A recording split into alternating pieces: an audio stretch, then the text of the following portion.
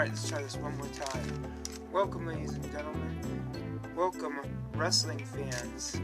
It is I, Steven, aka the Duke of Disputation, and let's get right into the wrestling for the week because I've waited. You guys wait long enough. NXT was my show of the week last week, so they're going to help us start off the episode by going first. First up, we have the Broserweights coming out on a golf cart. Pretty awesome stuff. Pete Dunne didn't look too thrilled. They said he was thrilled, but he didn't look thrilled. But then again, he's got one of them faces. I don't know. Could be having the time of his life. I don't know about that guy. This is basically an NXT TakeOver Portland hype piece that was interrupted by the Undisputed Era, UEV2, of course, who bitch about the Broserweights being a tag team for only a short amount of time, and they're a joke to the tag team division because they won the tag team, the Dusty Rhodes Tag Team Classic, and basically, you know, mouthpiece noise from UEV2. Next up, we have the first match of the evening: Angel Garza versus Isaiah Swerve Scott. Of course, Garza is enthralled in a little story here with Raw that's been going on for the past couple of weeks. His cousin Humberto Carrillo was injured by Andrade on Raw. They lifted up the padding on the floor and gave him the Hammerlock DDT on it, and then Humberto came back from that injury, and basically he put Andrade out with it. Of course, if you read the sheets, you know why he's out. But storyline-wise, he put Andrade out, and now Selena Vega has hired Humberto's own cousin and Angel Garza to take him out, and he's already taken out Rey Mysterio this past Monday on Raw, so he's already ahead of the game on that one as far as doing the bidding of Zelina Vega.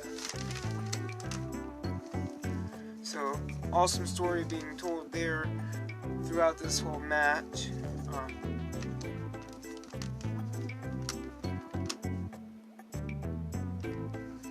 Garza, of course, I think it cracks his head open in this match. I don't know if he ends up bleeding or if that was Swerve, but one of them ended up bleeding, and Swerve goes for a move off the top rope, and he gets cut off by Garza, who then hits him with the wing clipper for the win, and he gets on the microphone, and with the blood of battle on his chest, he basically says that he wants his shot at the Cruiserweight title, his Cruiserweight title.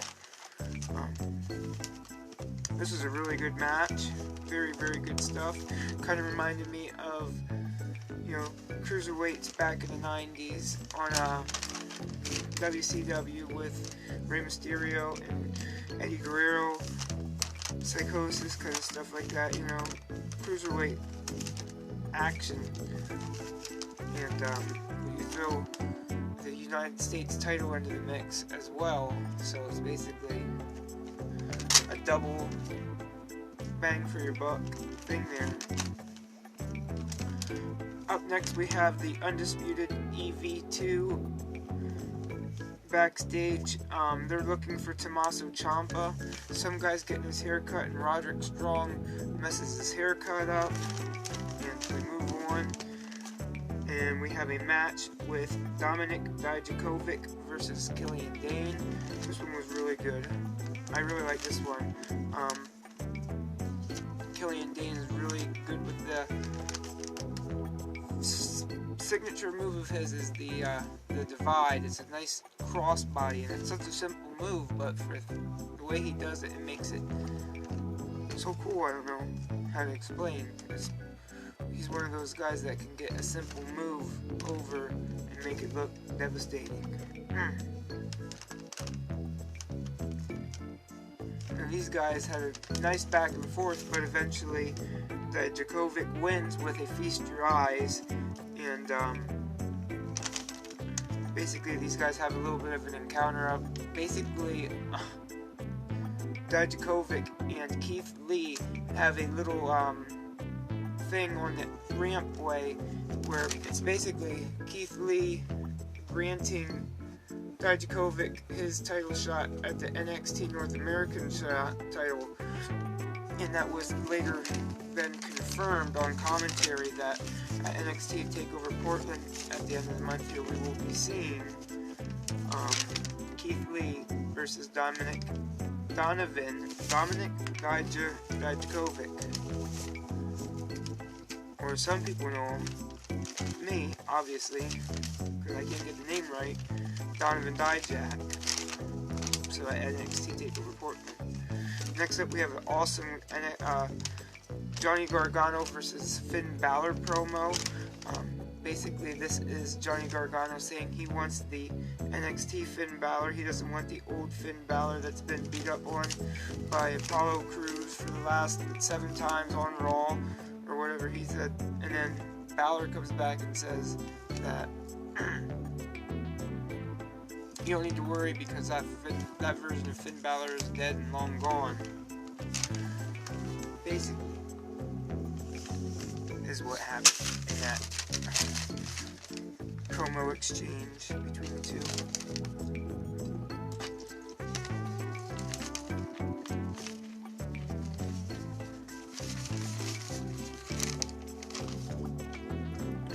Next up, we have a match: Mercedes Martinez versus Casey Catanzaro. Casey Catanzaro, of course, is the woman who was on American Ninja Warrior, so this was a lot of athletic stuff out of her in the match, but it seemed like the experience of Martinez was just way too much for her.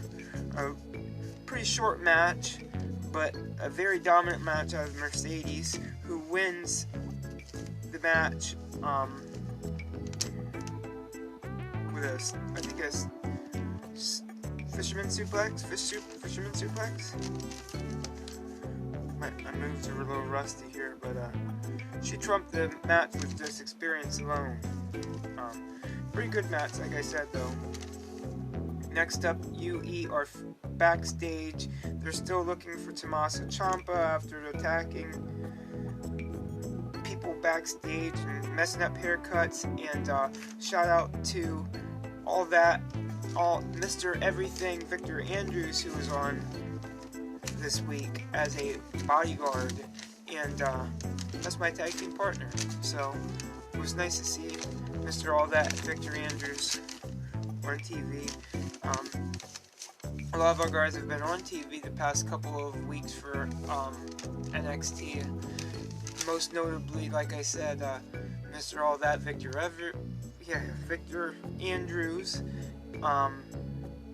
We also had last week or something, was it the week before, Mambo Italiano, and then a couple weeks after that, was Rick Recon. So, excuse me. A lot of our guys on NXT here. The next match was my favorite of the night for NXT, which was Jordan Devlin versus Tyler Breeze. Awesome match. Great to see Tyler Breeze at this level, operate at this level. I do like him with Breezango and Fandango as the team, but I do like to see this version of Tyler Breeze as well, because it just does remind me of the old NXT Tyler Breeze, who was having awesome NXT TakeOver matches with guys like Jushin Thunder Liger, so with that being said, I like this match a lot. So, really aggressive stuff out of Tyler, you know. Kind of almost thought he was going to win this one, or if not, get a shot at the #1 contender, or get a shot to be the #1 contender, excuse me. Devlin reminds me of a young Finn Balor, so it was basically kind of like watching NXT back in the day with Finn Balor versus Tyler Breeze in that sense. Nice Arihari moonsault from Devlin from the top rope to the outside.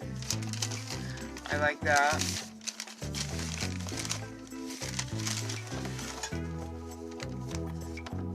Cool handy notebook. Of course, Devlin does win this after we thought many times Tyler Breeze was going to win, but he just didn't pull it through, and Devlin picked up the win. In my opinion, we definitely need to see a rematch out of these guys, and I'd like to see that. So we move on. Next up, Bianca Belair comes out. She's saying that she feels like Rhea Ripley is looking past her by challenging Charlotte on Raw, and she says that basically, you know, she's got to go through her NXT TakeOver Portland first, and maybe she's going to be the one to challenge Charlotte. Now, Charlotte comes out, and you know, she's great. She's glad to be back in the NXT arena. But she puts her hands in Bianca Belair's face, and this was basically awesome from Charlotte and Bianca. And Rhea Ripley had come out, so they're in the ring together, and basically it's like this, like I already said. The two, Bianca and Rhea, are going to be going after each other, and the winner on that is going to be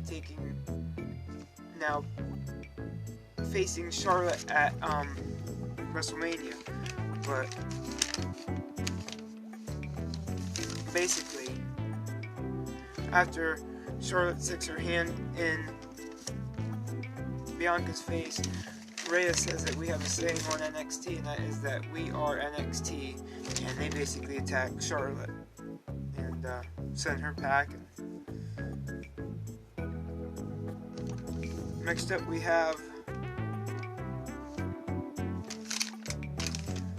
the Broserweights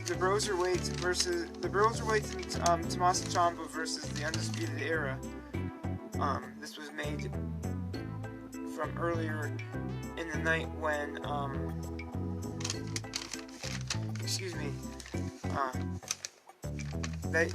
these guys had brawled after one of the promos backstage after the Victor Andrews promo.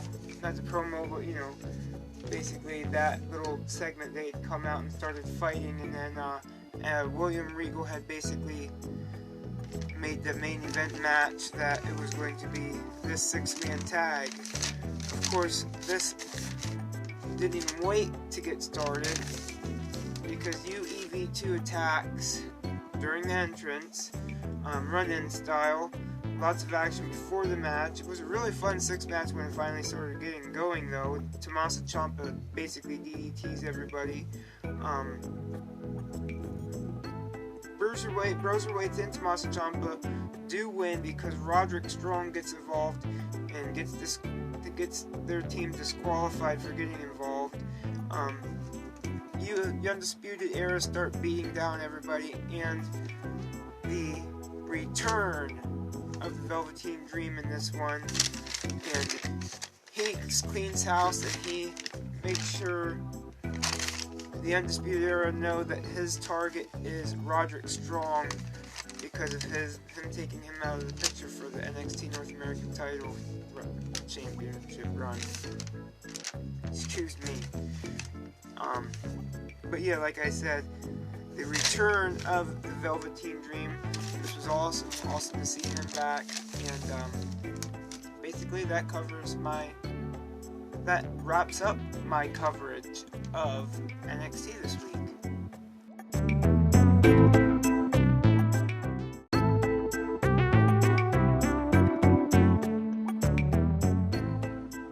Alright, ladies and gentlemen, wrestling fans, I've covered NXT this week, so I guess that means it's time to cover AEW this week.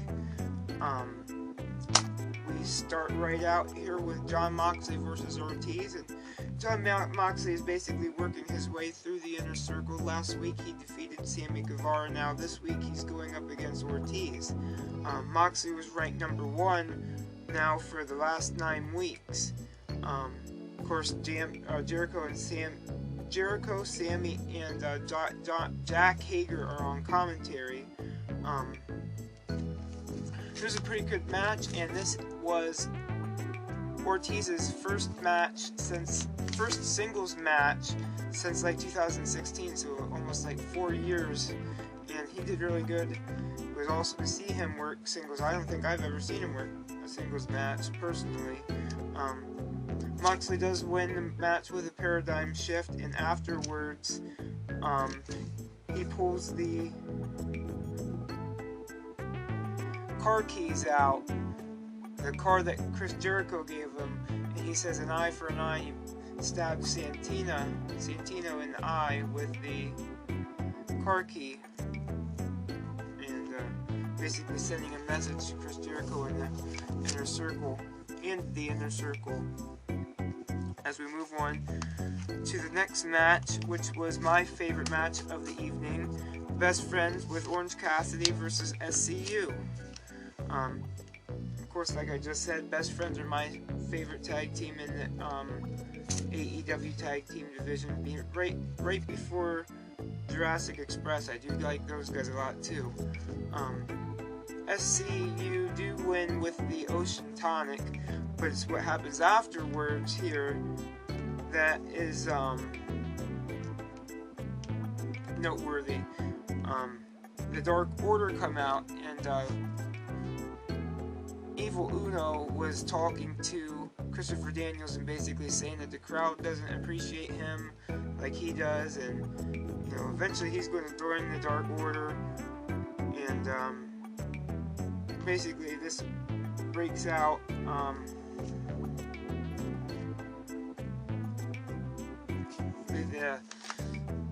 Everybody starts attacking everybody, and even Orange Cassidy gets involved here, and they offer him to join, and he basically rejects, puts a hand in his pocket. Then he's attacked, and Christopher Daniels then does come out, and he already was out there, but he fends them guys off, and the Dark Order retreat, and we still really don't know who the Exalted One is. Next match is Britt Baker versus Yuka Sakazaki. I don't know much about Yuka.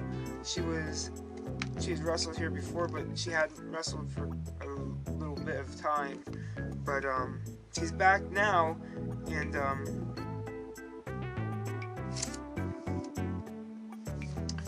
like I said, this is what I like about the AEW women's division. They use a lot of women that the Western audience isn't used to, so they don't know exactly who these women are. Well, not a lot. A lot of us. Well, I know, like the casual fan, like me, I'm pretty casual on that side of the world, and I really don't know much about that other than not much at all. So all these women are new to me, like Rio. So it's interesting to see these women wrestle. I thought this was a really good match. Of course, Baker tries to cheat, and she is rolled up crucifix style by Yuka. Yuka gets the win here, and then Britt Baker attacks her after the match with a ring bell, and then she puts a rope. She puts Yuka's mouth on the rope and kicks her head, and she loses a tooth. And then after that, she puts her in the lockjaw submission hold. Some nasty stuff out of Britt Baker on this one, man, let me tell you. The next matchup we have is the Butcher, the Blade, and the Bunny with the Lucha Brothers versus the Elite. Kenny, the Bucks, the Young Bucks, and Paige. Is an 8-man tag team match. I like this one even better than I did the 6-man on NXT. This is really good stuff. I'm really starting to like the Butcher and the Blade even more so than I did when they were on Indies. Not to be one-up by Jordan Devlin, we get a nice Arahari moonsault from Hangman Page on this one. The Lucha Brothers and the Butcher and the Blade do win, though, after Page refuses to tag out for some reason. I really think they are pushing the fact that he wants to be singles. So I guess we're going to have to find out what was up with that on being the Elite this week. Hopefully. Kenny is then in the ring, and we see Pac backstage with one of the women. I do believe it was Rio. No, it wasn't Rio. One of the women backstage, and it was the woman that basically Kenny does the intergender tags with. I can't remember her name. Excuse me, I'm not very versed with all the things going on with AEW like some people are. Like, a lot of the fan base is very, very involved. More so than I'm the casual at this point. I'm trying to get into it more. But, he basically threatens Kenny for a match, and, Kenny accepts, and they're going to have a 30-minute Iron Man match next week, and basically, Pac says, if you thought I was going to put my hands on her, you're wrong, I'm not a beast. But then comes Nyla Rose, and she power bombs the woman on the table, and she says that next week, Rio's ass is hers, so the champ, so it's going to be Nyla versus Rio next week. I think that's going to be pretty cool. The next one up here we have is Kip Sabian versus Joey Janela. This was a really good, really fun one. I think both of these guys wanted to prove to a lot of their naysayers that they're not just some flippy style, so a lot of this was like collegiate mat-based stuff. It was pretty fun. A lot of Penelope Ford getting involved, though, and she does cost Joey Janela the match as he kind of like knocks her off of the ring, and Kip wins with a roll-up. He grabs the trunks from Joey Janela. Next up, we have an inner circle promo. Santana's basically plotting his revenge next week, and he's gonna go out. He's out for blood next week because of his eye being stabbed earlier on in the match from Jon Moxley. Next week it's going to be Jon Moxley versus Santana. Another one-on-one from Jon Moxley versus the Inner Circle. We're going to get, maybe even after this one, maybe Jake Hager, who knows? Maybe we'll finally see Jake Hager have his first one-on-one in AEW. Next up was Cody receiving his 10 lashes, and that was pretty wild and hard to watch, man. MJF, of course, played this perfectly with his mouth running, and, oh man, some of these shots were brutal, and right on his neck, man. At 3, Arn Anderson comes out. At 5, Dustin Rhodes comes out. At 7, the Young Bucks come out. At 9, Wardlow takes a shot. And then Brandy comes out.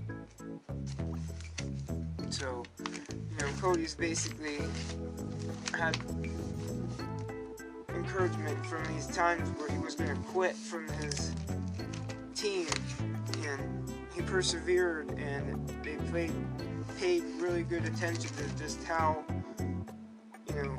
important it was for him to receive these lashes. And next week we're going to see him take on Wardlow in a steel cage. Of course, that's going to be the last stipulation on his road to, at the end of the month, facing MJF at Revolution. And in conclusion, I would have to say that AEW does win my show of the week this week, just because I did like that SCU match. The Dark Order stuff was really fun. The 8-man tag was really, really fun. So basically, I'm going to give this one up to AEW. And next week, we'll start off the show by covering AEW. So with that being said, that's my recap of wrestling this week. Thank you for watching. Join me next week.